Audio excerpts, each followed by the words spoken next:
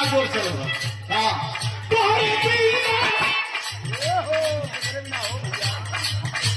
आजकल बहुत जोर चलेगा।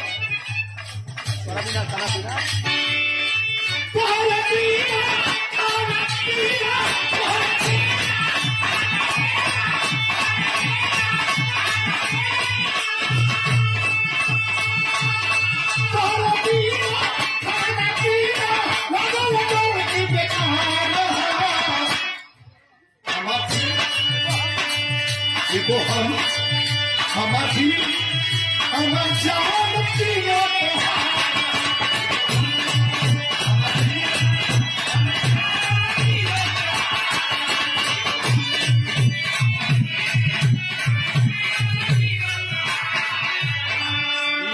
से बढ़िया धुन ना हो सके। ये पर आउट लगेगा।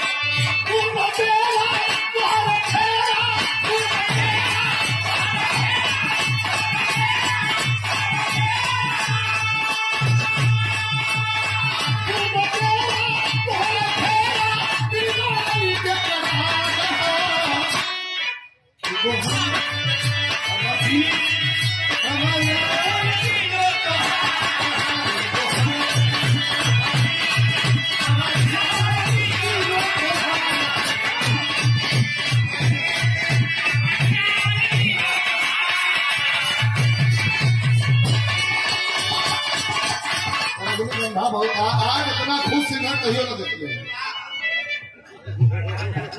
जब पहले तीनों तो हार ये पर आज तो बहुत खुश बोलते के पर देखो हम हमारी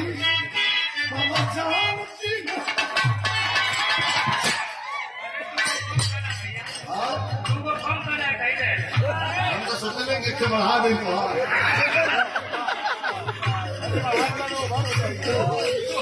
और कैलाश यादव जी बड़े भैया ये प्रेमा की धरती से प्रवक्ता कृष्ण सुदामा पीजी कॉलेज मिर्जापुर गाजीपुर पुरस्कार प्रदान किए है। बहुत बहुत प्रणाम सब भैया प्रणाम रहा।